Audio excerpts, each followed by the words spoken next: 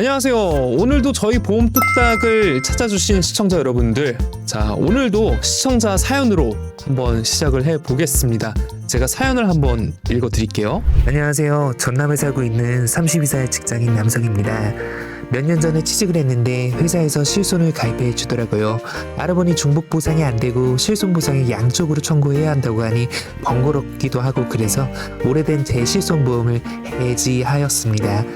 그런데 생각을 해보니 제가 이 회사에 죽을 때까지 다니지는 않을 것 같은데 그렇게 되면 회사를 그만둘 때 실비를 다시 가입하면 되는 건가요? 아니면 좀 번거롭더라도 지금 가입을 해놔야 되는 걸까요? 어떻게 해야 될지 고민이 됩니다.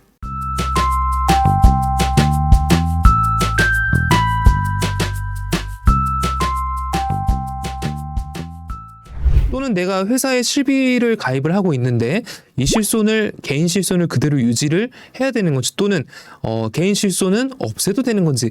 개인 실손 같은 경우에는 무조건 해지를 하는 건 아니라고 생각을 합니다. 꼭 해지를 하지 않아도 보험료를 내지 않는 방법도 있거든요. 어떻게 이루어지는지 한번 말씀을 좀 드릴게요. 30대 같은 경우에는 실손, 단독 실손에 대한 보험료가 그렇게 보험료가 비싸질 않습니다. 기껏 해봤자 10,000원대 남짓 시거든요. 그러면 어쨌거나 이 10,000원 관련된 것도 내가 앞으로 계속 평생 낸다라 그러면 매월 10,000원이라는 게 작은 돈은 아니죠, 사실. 그리고 나이가 들수록 보험료가 올라가는 것도 사실이니까요. 자, 이 실손의 내용을 한번 보실게요. 갱신담보는 보험기간이 1년, 납입기간 1년인 전기납이며 최대 5년까지 자동갱신이 가능하다. 이 얘기는 뭐냐면 1년 갱신형이고요. 최대 5년까지 같은 조건으로 자동 갱신이 된다라는 거죠. 자, 그럼 반대로 이 자동갱신 가능하다는 얘기를 반대로 생각을 하면 5년이 되는 시점에는 자동갱신이 안 된다라는 거예요. 지금 가입하는 4세대 실손은 5년이 되는 시점에 설계사와 만난다라든가 아니면 전자서명 이런 것들을 통해서 재가입을 해줘야 됩니다. 이거 필수로 좀 알아두셔야 되고요. 자, 2번. 보장 내용 변경 주기는 5년으로 재가입 종료 나이 최대 100세까지. 방금 제가 5년마다 재가입을 말씀드렸잖아요. 최대 100세까지 재가입으로 연장을 할 수 있다라는 거고요.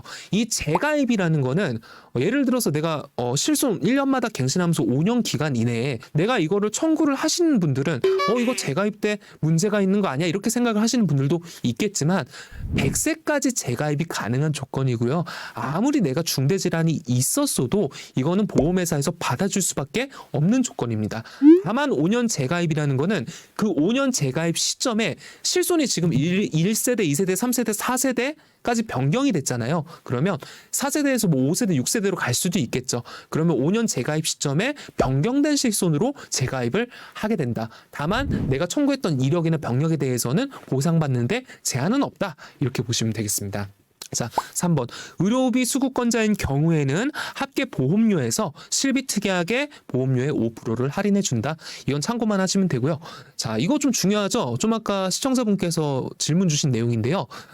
실손 중복 가입이 있는 경우에는 이 중복 가입 같은 경우에는 보험사에서 막아놓기 때문에, 또는 이제 어떤 사유가 있어야 중복 가입이 되기 때문에 실손담보, 정액담보 다 조회가 됩니다. 자, 그러면 13회차부터 중단 요청이 가능하다라는 겁니다. 보험료 10,000원 남짓 나온다고 말씀드렸죠.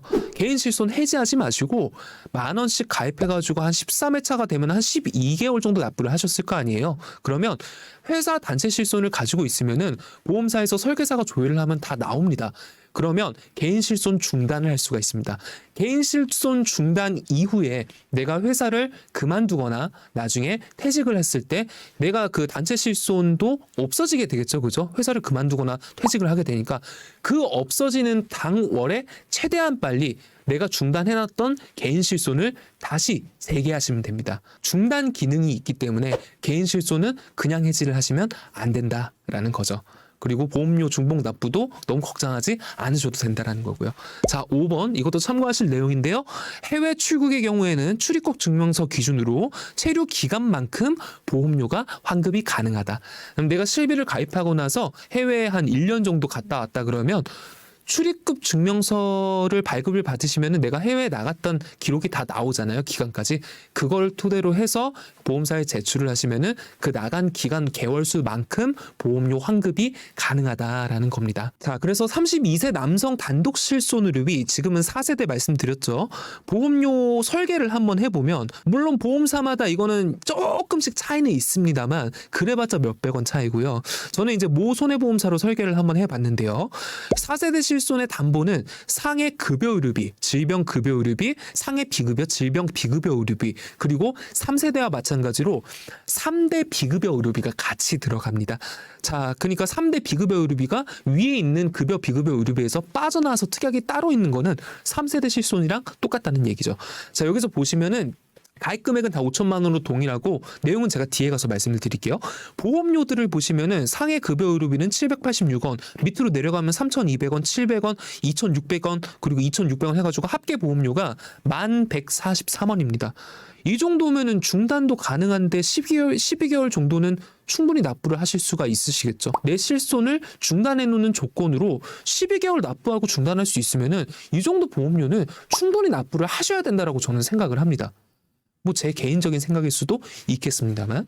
자, 1,143원의 합계 보험료 단독 실비인데요. 이게 이제 안정화 할인 제도라는 게 있습니다.